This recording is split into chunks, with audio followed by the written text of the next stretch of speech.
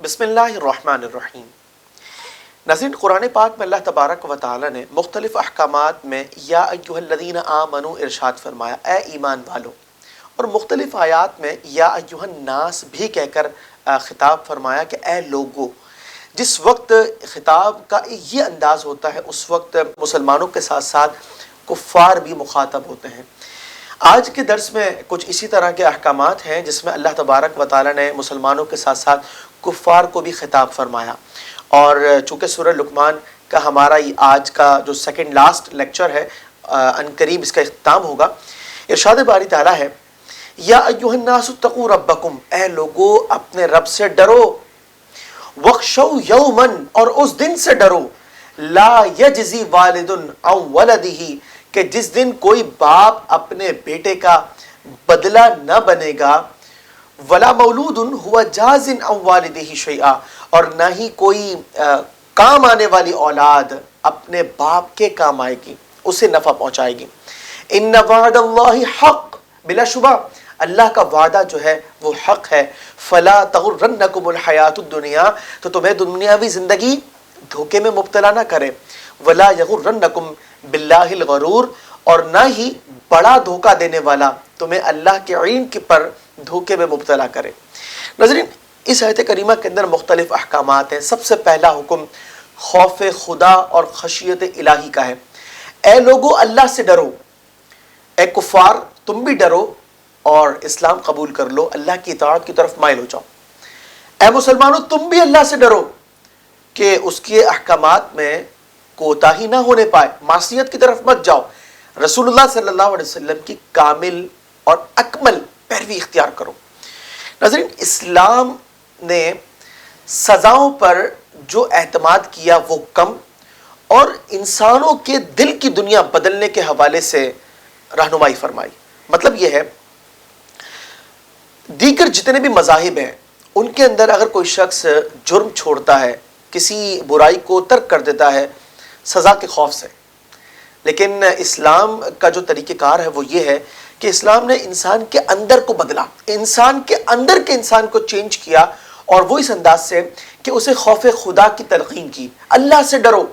وجہ یہ ہے کہ جو بڑے جرائم پیشہ افراد ہوتے ہیں، بڑے جرموں کو اختیار کرتے ہیں، وہ تو فیزیبلٹی بنا کر چلتے ہیں، وہ قانون نافذ کرنے والے اداروں کو، قانون دانوں کو وہ خرید لیتے ہیں، اور اس کے بعد انہیں سزا کا کوئی خوف نہیں ہوتا، اور وہ بالکل بے دھڑک ہو کر کے جرائم کر رہے ہوتے ہیں۔ ہم بھی جانتے ہیں دنیا میں بہت سارے مجرمین ایسے ہیں جن کے سارے جو ورق ہیں وہ سبھی کالے ہیں، دھن کالا، ان کا من کالا، ان کے معاملات کالے، لیکن اس کے باوجود وہ دنیا میں بظاہر سرخرو نظر آتے ہیں۔ وجہ یہ ہے کہ قانون کے شکنجے سے وہ باہر نظر آتے ہیں، اور ہم جانتے ہیں ہر ذی شعور شخص جو ہے وہ اس سے واقف ہے، لیکن اسلام نے جو تلقین فرمائی کہ اے لوگوں اپنے رب سے ڈرو، جس کے دل میں اللہ کا خوف ہوگا وہ کبھی نہ تو چھوٹے جرم کی طرف جائے گا، نہ کسی بڑے جرم کو ایک فیزیبلٹی بنا کے کرے گا، وہ کوئی ایسا کام نہیں کرے گا، وہ اپنے رب سے ڈرنے والا ہے۔ اور اس کے بعد ساتھ ہی فرمایا کہ اس دن سے ڈرو، قیامت کا دن، کہ جس دن نہ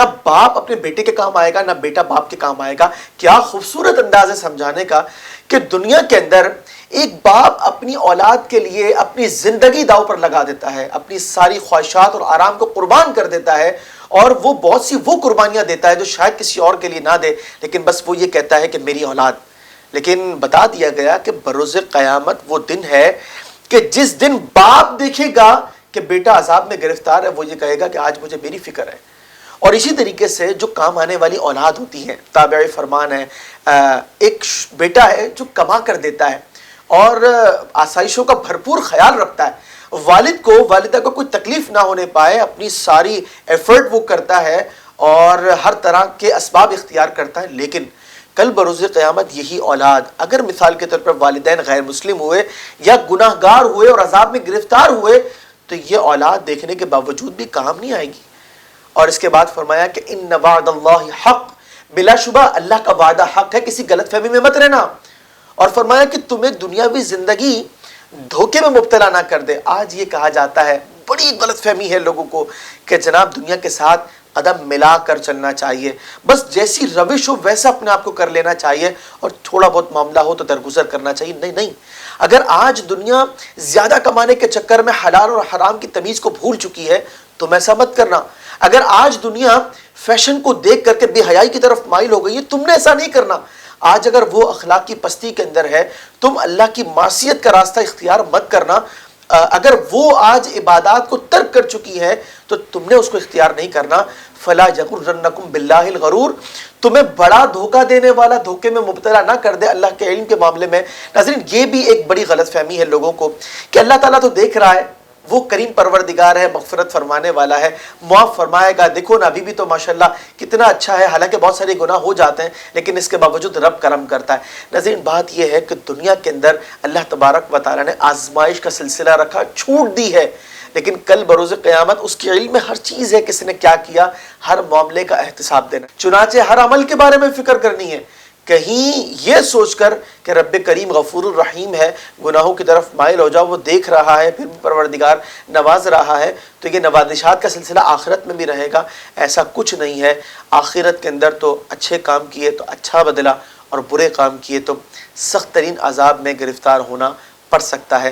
اللہ تعالیٰ کی بارگاہ میں ہم دعا کرتے ہیں کہ ہمیں حقیقی معنوں میں خوف خدا اور فکر آخرت اور اپنی دنیا میں رہتے ہوئے آخرت کی تیاری کرنے کی توفیق عطا فرمائے۔ خلق السحاب وخلق الماء خلق الشمس في الفضاء سبحان خالق الحياة